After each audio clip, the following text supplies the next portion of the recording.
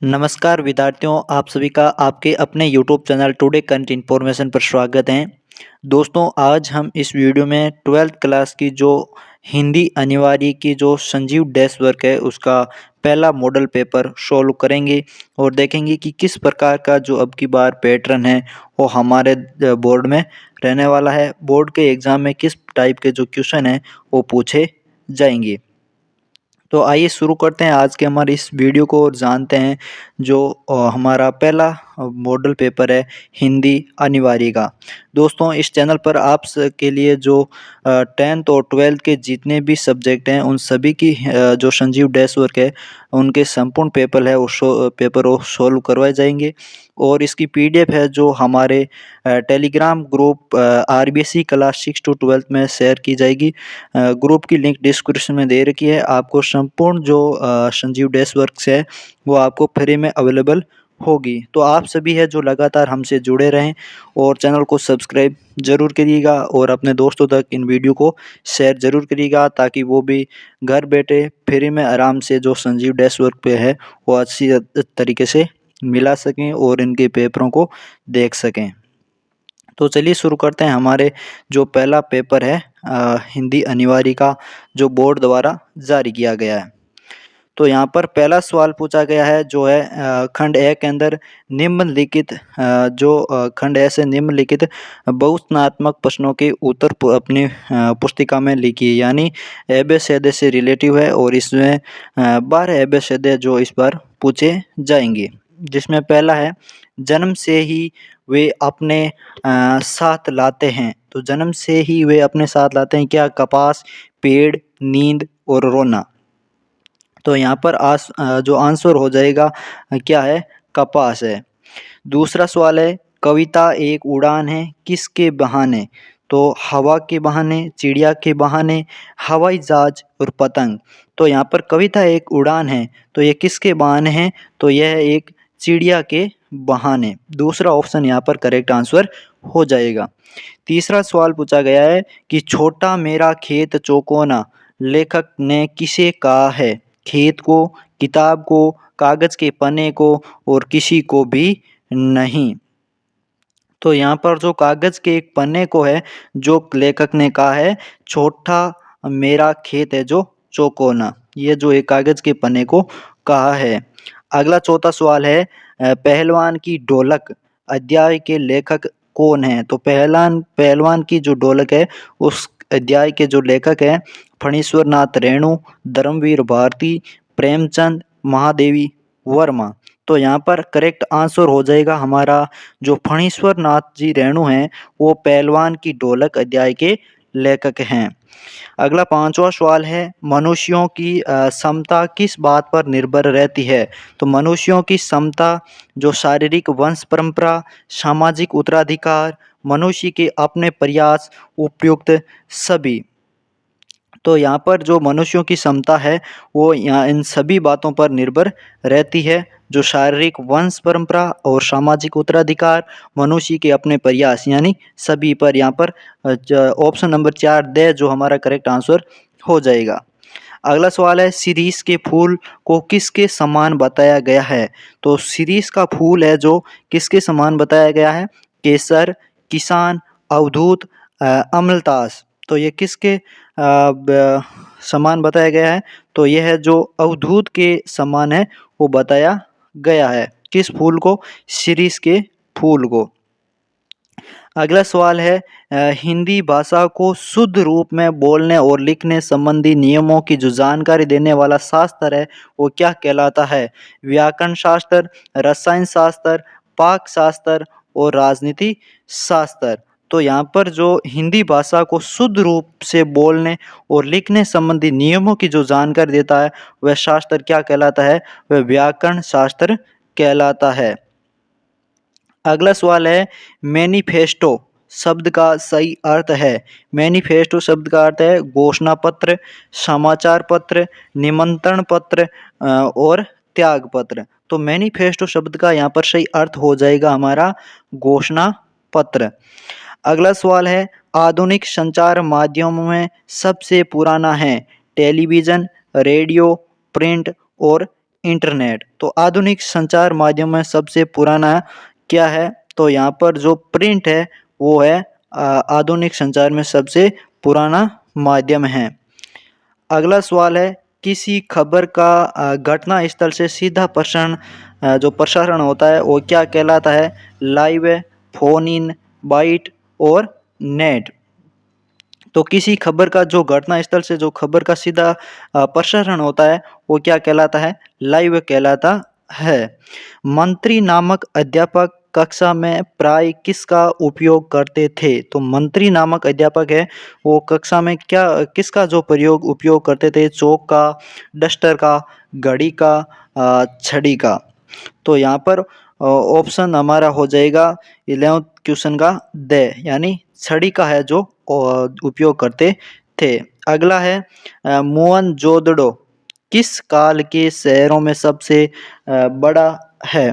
पाषाण काल, ताम्रकाल और लोहे काल और पुरा पाषाण काल। तो यहाँ पर जो मोहनजोदड़ो है वो ताम्र काल का जो सबसे बड़ा शहरों में से सबसे बड़ा शहर है। अगला दूसरा सवाल है, जो रिक्त स्थानों की पूर्ति कीजिए। रिक्त स्थानों से संबंधित सवाल है, इसमें 6 रिक्त स्थान है इस बार पूछे जाएंगे, यानी 12 हो जाएंगे एबेसेदे और 6 है जो रिक्त स्थान पूछे जाएंगे। एक सीमित क्षेत्र में बोले जाने वाले भाषा के स्थानीय रूप को क्या कहते हैं? तो स्थानीय रूप को क्या कहेंगे हम? तो यहाँ पर कहेंगे बोली, यानी एक सीमित क्षेत्र के अंदर जो बोलने वाली भाषा है वो स्थानीय रूप से यहाँ पर क्या कहलाएगी? बोली कहलाएगी। अगला है, निविदा के लिए सही अंग्रेजी शब्द है। तो निविदा के लिए क्या हो जाएगा? टेंडर है जो यहाँ पर शब्द हो जाएगा TENDER। अगला है, सैनिकों ने कमर कस ली वाक्य में कौन सी शब्द शक्ति है? तो यहाँ पर लक्षणा शब्द शक्ति है। जब किसी शब्द का अर्थ न तो अभिधा से प्रकट होता है और न ही लक्षणा से, वहाँ कौन सी शब्द शक्ति होती है? तो यहाँ पर व्यंजना शब्द शक्ति होती है। तो यहाँ पर आ जाएगा रिक्त स्थान के अंदर व्यंजना शब्द शक्ति। चारु चंद्र की चंचल किरणें खेल रही थी जल थल में, पंक्ति में कौन सा अलंकार होएगा? तो यहाँ पर चारु चंद्र की चंचल किरणें, तो यहाँ पर है जो अनुप्रास अलंकार आएगा। अगला है, जब कोई बात बहुत बड़ा चढ़ाकर अथवा लोक सीमा का उल्लंघन करके कही जाए, वहाँ कौन सा अलंकार होता है? तो यहाँ पर होता है अतिशयोक्ति अलंकार, यानी किसी बात को बड़ा चढ़ा करके कहना, ये क्या है? अतिशयोक्ति अलंकार हो जाएगा। अगला तीसरा सवाल है वो है गद्यांश से रिलेटिव। तो यहाँ पर गद्यांश से रिलेटिव है, तो निम्नलिखित अपठित गद्यांश को पढ़कर प्रश्नों के उत्तर दीजिए। यहाँ पर हमें ये गद्यांश दिया गया, इसको अच्छी तरीके से पढ़ना है फिर, और इसके जो क्वेश्चन दिए गए इससे संबंधित वो क्वेश्चन हमें करने हैं। तो यहाँ पर हम सीधा क्वेश्चन देख लेते हैं। तो पहला क्वेश्चन दे रखा है, भारतीय संस्कृति के मूल तत्वों में एक तत्व कौन सा है? तो यहाँ पर करेक्ट आंसर हो जाएगा हमारा कि भारतीय संस्कृति के मूल तत्वों में एक तत्व है जो है करुणा। अगला शब्द है सुत। शब्द का पर्यायवाची शब्द गद्यांश में से छांटकर लिखिए। तो सुत शब्द का जो पर्यायवाची होगा वो होगा पुत्र। संस्कृति, हमारी संस्कृति में देश की सीमाओं को किसके समान बताया गया? तो हमारी संस्कृति है उसके अंदर जो देश की सीमा है उसको किसके समान बताया गया है? माता के समान बताया गया है। अगला सवाल है, संस्कृति के किन तत्वों को हम दैनिक जीवन में अपनाते हैं? जो संस्कृति के तत्व हैं इनको जो हमारे दैनिक जीवन में अपनाते हैं वो कौन से हैं? तो संस्कृति के तत्व जैसे स्त्री का सम्मान, संकट में साहस न खोना, उदारता तथा विचारों का आदान प्रदान हम दैनिक जीवन में अपनाते हैं। अगला सवाल है, जीवन की चेतना के विभिन्न स्रोत किन में समाहित है? तो जीवन की चेतना के विभिन्न स्रोत है वो है वेद, पुराण, शास्त्र एवं धर्म ग्रंथों में क्या है? ये समाहित हैं। अगला सवाल है, प्रस्तुत गद्यांश का उचित शीर्षक लिखिए। तो उचित जो शीर्षक होगा इस गद्यांश का वो होगा भारतीय संस्कृति या फिर भारतीय संस्कृति का महत्व।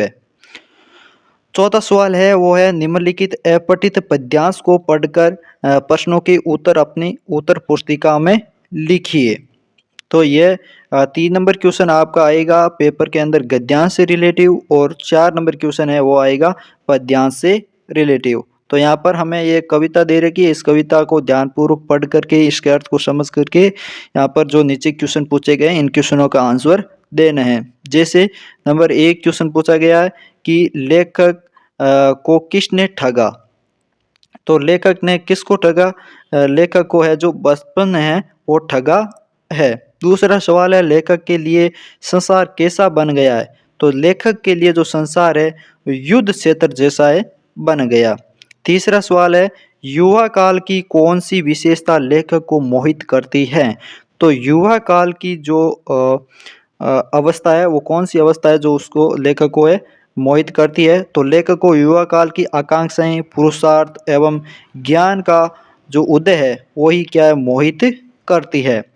अगले 4 नंबर सवाल है कि अरे जवानी के फंदे में मुझको फंसा दिया तूने, लेखक को जवानी फंदे के समान क्यों लगती हैं। क्योंकि युवा काल यानी जवानी का जीवन है जो अत्यंत विचित्र होता है। अगला सवाल है लेखक बचपन को पुनः क्यों बुलाना चाहता है। तो लेखक है जो बचपन को क्यों बुलाना चाहता है वापस। तो लेखक बचपन को पुनः निर्मल शांति प्रदान करने के लिए बुलाना चाहता है। अगला सवाल है बचपन से किस विश्रांति की मांग लेखक कर रहा है। तो बचपन से किस विश्रांति की मांग कर रहा है। तो ये कर रहा है व्याकुलता मिटाने वाली प्राकृत विश्रांति को लेकर जो प्रकृति से मांग कर रहा है।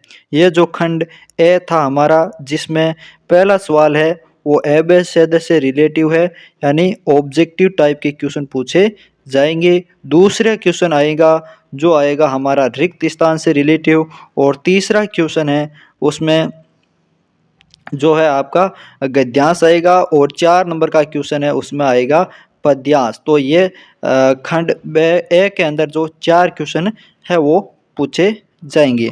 हमारा खंड ब है जिसमें निम्नलिखित लघुतरात्मक प्रश्नों के उत्तर है जो 40 शब्दों के अंदर हमें देने हैं। तो यहाँ पर पहला सवाल है टीवी समाचार में नेट साउंड या प्राकृतिक आवाज किसे कहते हैं।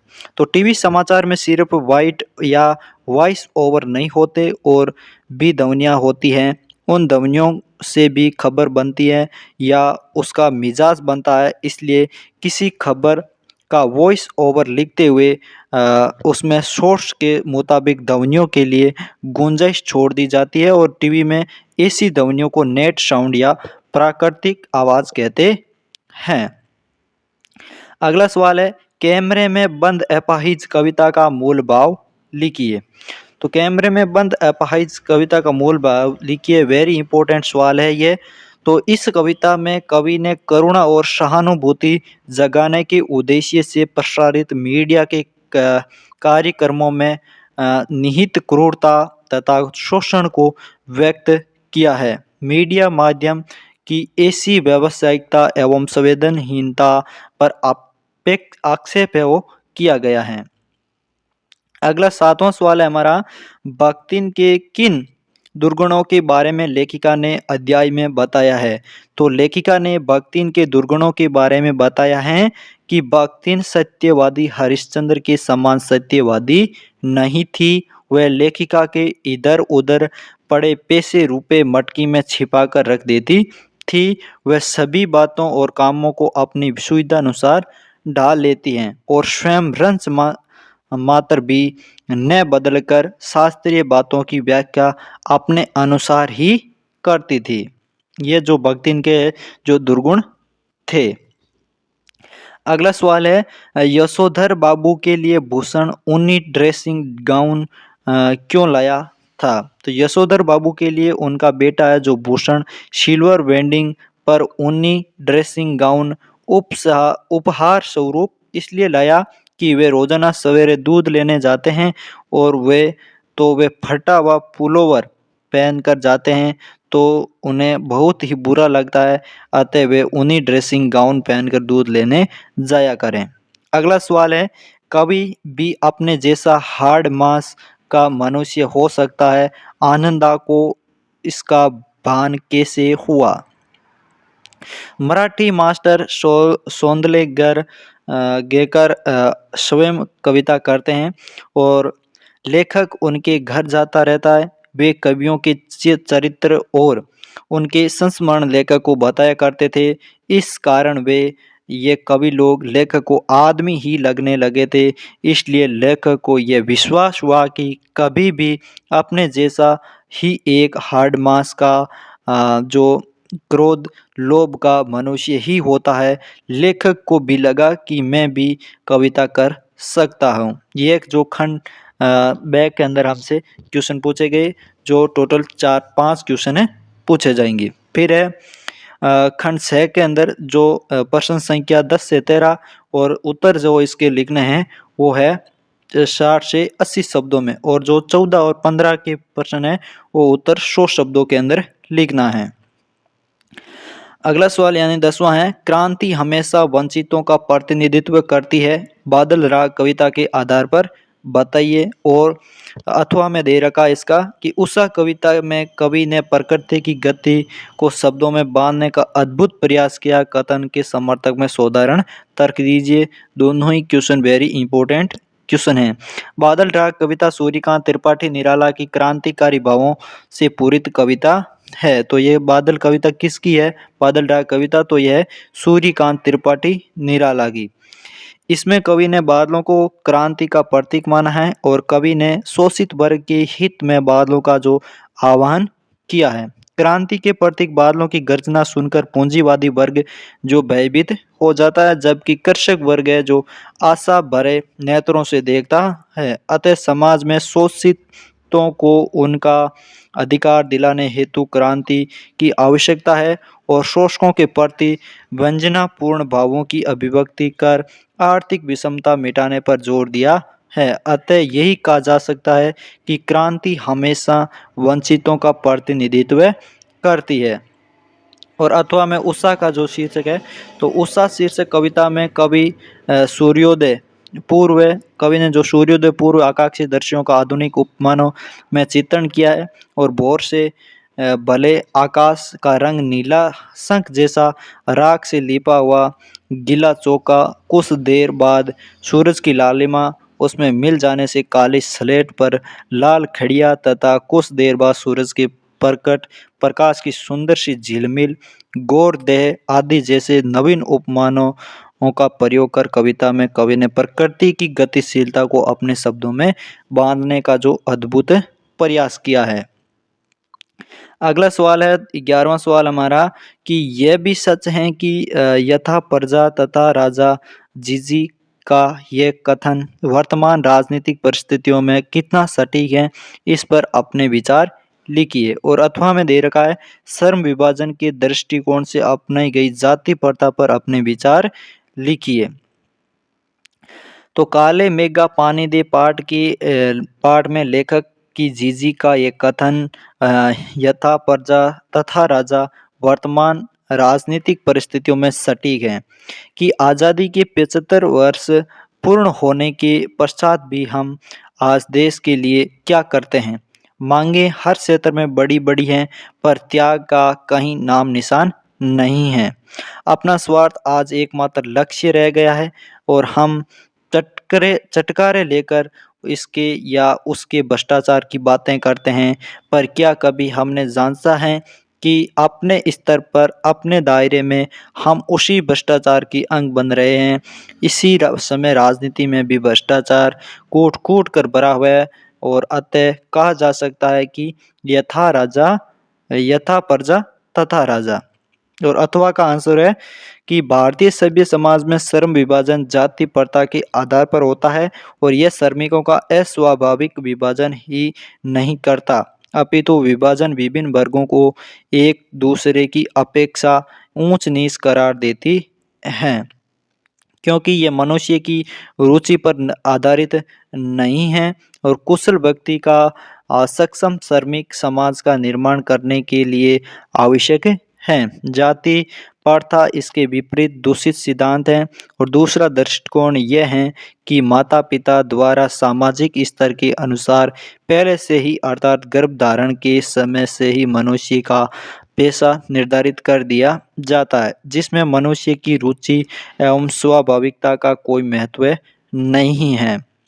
अगला 12वां सवाल है हमारा, नगर नियोजन मोहनजोदड़ो की अनूठी मिसाल है और वर्तमान समय के नगरीकरण से संबंध स्थापित कीजिए। और अथवा में दे रखा है, दादा की समझ में गुड़ ज्यादा निकालने की अपेक्षा भाव अधिक मिलना चाहिए।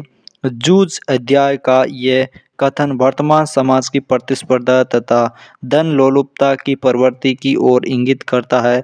कथन के संदर्भ में अपने विचार लिखिए। तो हम यहाँ पर पहले देखेंगे जो मोहनजोदड़ो की एक अनूठी मिसाल है नगर नियोजन की। तो ये जो क्वेश्चन है ये वेरी इंपॉर्टेंट क्वेश्चन है। जो नगर नियोजन था मोहनजोदड़ो का, उसकी जो मिसाल है वो अनूठी है। तो यहाँ पर देखिए कि नगर नियोजन मोहनजोदड़ो की जो अनूठी मिसाल है। और इस कथन का तात्पर्य ये है कि हम बड़े चबूतरे से नीचे की तरफ देखते हुए सहज ही भांप सकते हैं। यहाँ की इमारतें चाहे खंडहरों में बदल चुकी है, किंतु शहर की सड़कों और गलियों के विस्तार को स्पष्ट करने के लिए खंडहर काफी हैं। यहाँ की कमोबेश सारी सड़कें सीधी हैं या फिर आड़ी। आज के वास्तुकार से इसके जो ग्रिड प्लान कहते हैं, इसका प्रत्यक्ष उदाहरण जयपुर शहर की पुरानी बसावट एवं चंडीगढ़ है। आज की सेक्टर मार्का कॉलोनियों में हमें आड़ा सीधा नियोजन बहुत मिलता है, लेकिन वह रहन सहन को नीरस बनाता है। शहरों में नियोजन के नाम पर भी हमें अराजकता ज़्यादा हाथ लगती है।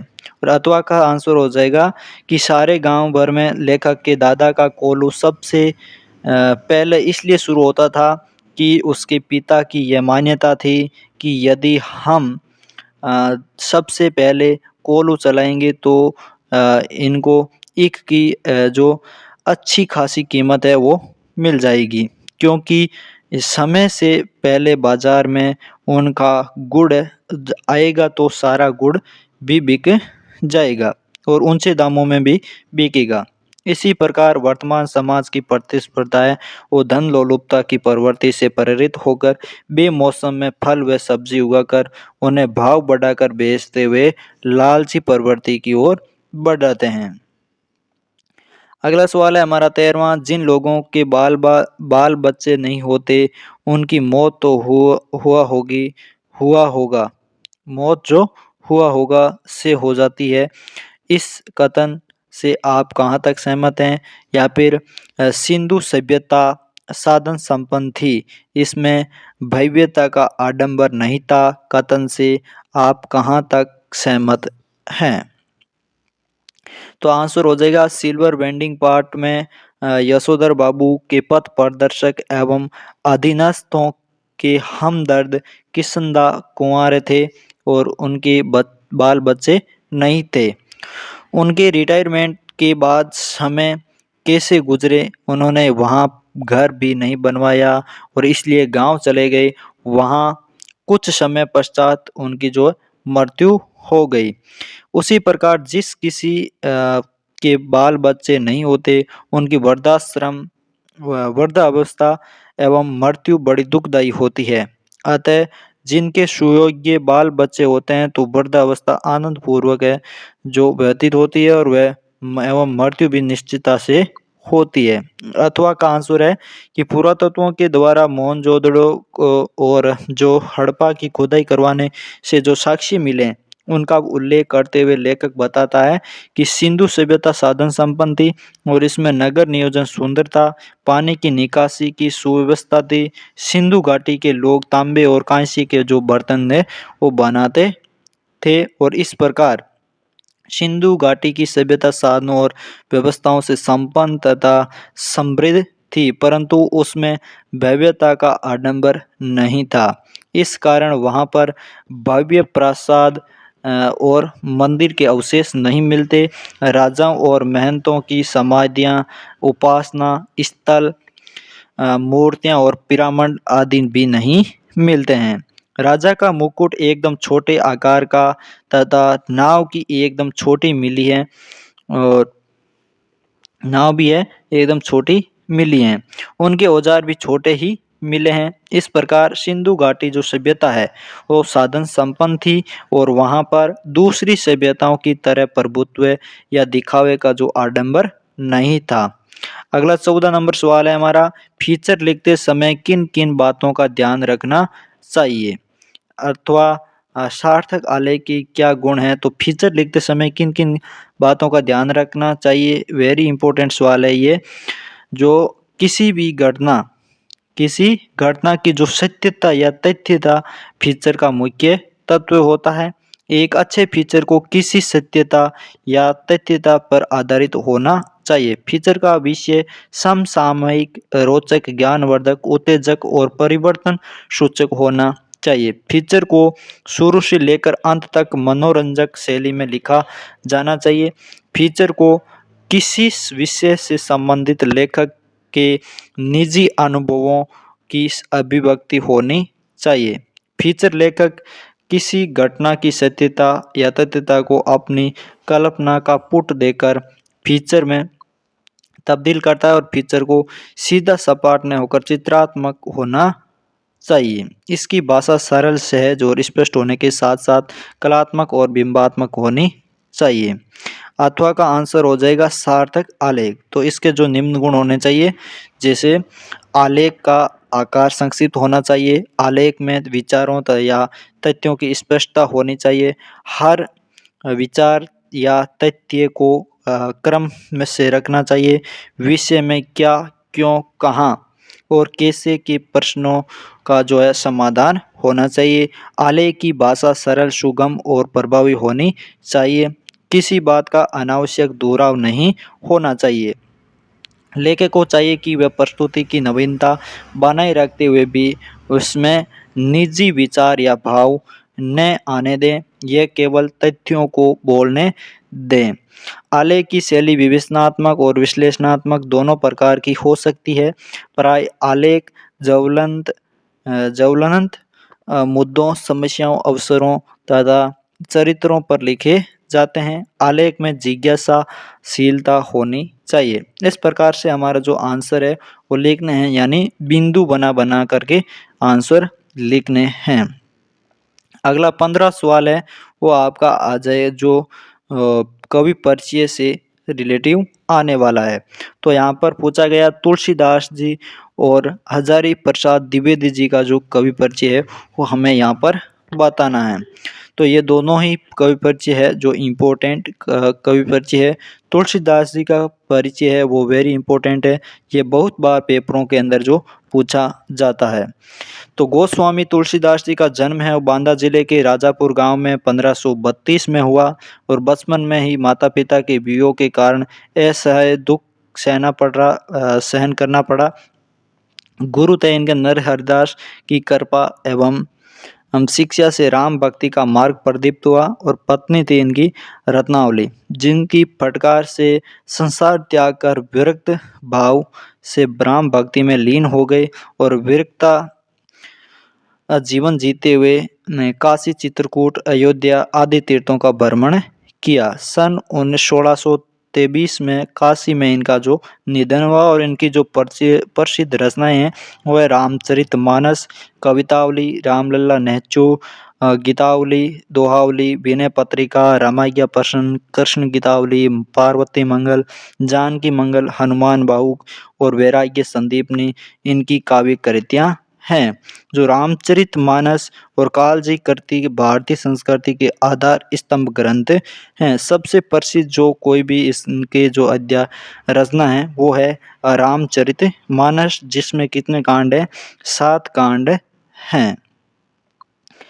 और हजारी प्रसाद द्विवेदी जी का जो परिचय है, हजारी प्रसाद द्विवेदी जी का जन्म है उत्तर प्रदेश के बलिया जिले के एक गांव छपरा में 1907 में हुआ था, और काशी हिंदू विश्वविद्यालय के से ज्योतिषाचार्य की उपाधि प्राप्त कर शांति निकेतन में हिंदी भवन के निदेशक रहे, और इनके स्थानों पर अनेक स्थानों पर है जो हिंदी अध्यापन का कार्य किया और ये कई भाषाओं के ज्ञाता थे और इनकी प्रमुख रचनाएं अशोक के फूल, कूटज, विचार पर्व, आलोक पर्व यानी निबंध संग्रह, ये बाण भट्ट की आत्मकथा, अनामदास का पोथा, पुनर्नवा उपन्यास है जो हिंदी साहित्य का आदिकाल, हिंदी साहित्य की भूमिका, आलोचना ग्रंथ इत्यादि। और इनकी सांस्कृतिक दृष्टि, प्रभावशाली एवं मूल चेतना, विराट मानवतावाद हैं और इन्हें भारत सरकार द्वारा जो पद्म भूषण प्राप्त हुआ है। और साहित्य रचना करते हुए इनके जो निधन है वो 1989 में दिल्ली में हुआ, 1979 में हुआ है, 1979 के अंदर।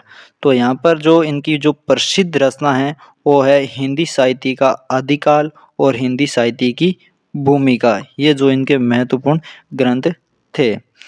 अगला सवाल है खंड देख के अंदर जो 16वां सवाल पूछा गया वो है निम्नलिखित पद्यांश की प्रसंग वाक्य कीजिए। तो ये पद्यांश दिया गया आपका किताब का और इसकी व्याख्या आपको करनी है। तो इनका जो ये पेपर पीडीएफ है आपकी, तो हमारे Telegram group RBSC class 6 to 12 में आपको मिल जाएगी। तो इनके क्वेश्चन है वो हम देख लेते हैं और जो पीडीएफ है वो आपको वहाँ पर मिल ही जाएगी, वहाँ से अच्छी तरीके से आप इसको देख सकते हो। 16वां सवाल है जो गद्य पद्यांश से रिलेटिव, इसमें अथवा में भी पूछा गया। और 17वां सवाल है जो गद्यांश की प्रसंग व्याख्या करनी, यानी 16 तो हो जाएगा पद्यांश की व्याख्या करना और 17वां गद्यांश की व्याख्या करने, दोनों ही आपके अंदर अथवा के अंदर दिए जाएंगे। तो आपको जो अच्छी लगे वो यहाँ पर हल आपको करना है। फिर 18वां सवाल है वो आपके अखिल भारतीय आयुर्विज्ञान संस्थान जयपुर में विभिन्न पदों पर आवेदन करने हैं तो समाचार पत्र में प्रकाशित करने के लिए विज्ञप्ति लिखिए या फिर विद्यालय की विज्ञान प्रयोगशाला में सामग्री करने हेतु तो निविदा लिखिए। तो 18वां सवाल है आपका विज्ञप्ति या निविदा से रिलेटिव होगा।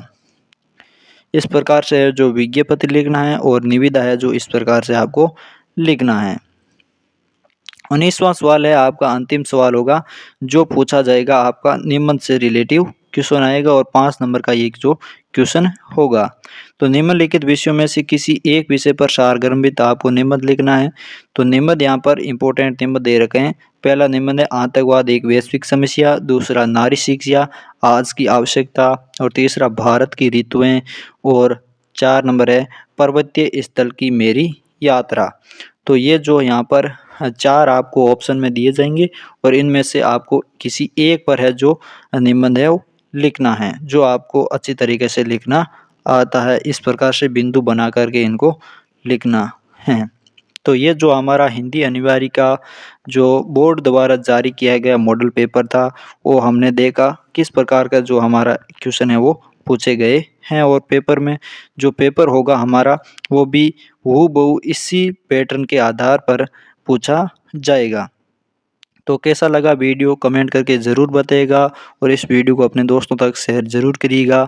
आपको संपूर्ण 10th और 12th क्लास की जितनी भी आपके सब्जेक्ट हैं उनकी संपूर्ण मॉडल पेपर है वो हम इस चैनल पर आपको सॉल्व करवाएंगे। तो आप सभी जो लगातार हमसे जुड़े रहें और चैनल को सब्सक्राइब नहीं किया तो चैनल को सब्सक्राइब ज़रूर कर लीजिएगा ताकि हर एक वीडियो की नोटिफिकेशन आप तक सबसे पहले पहुंच सकें।